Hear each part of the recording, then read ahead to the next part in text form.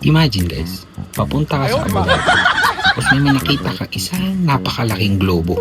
Nakumikinang sa gitna ng Yas Island. Parang alien technology.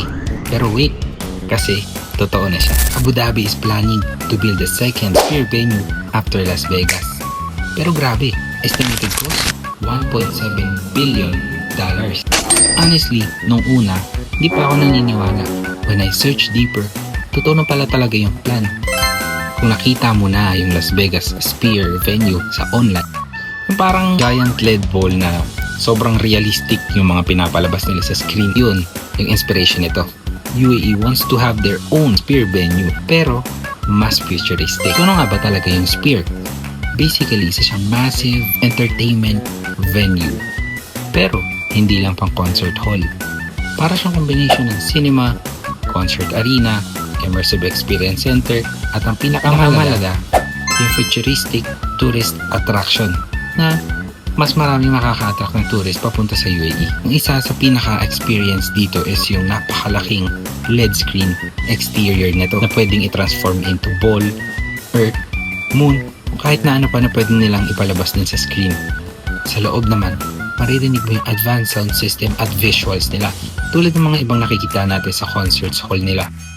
Now, bakit nga ba sa Yas Island?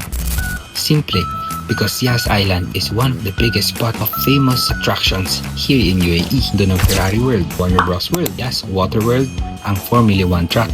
So, adding Sphere makes the perfect sense.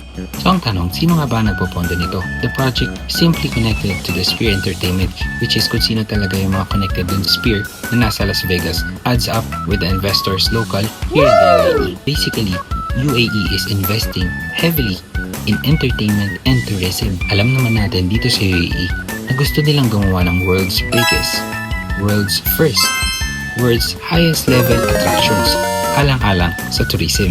And honestly, effective siya dahil nakikita natin yung mga taong nagpupunta around the world dito sa UAE.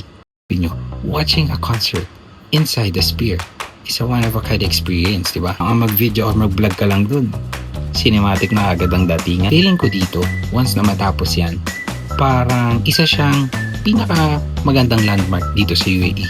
Kapag sinabi mong Burj Khalifa, yun agad ang maiisip mo. Sphere in Abu Dhabi. What do you think guys? Kung matapos ba to, bibisita ka din? Comment down below.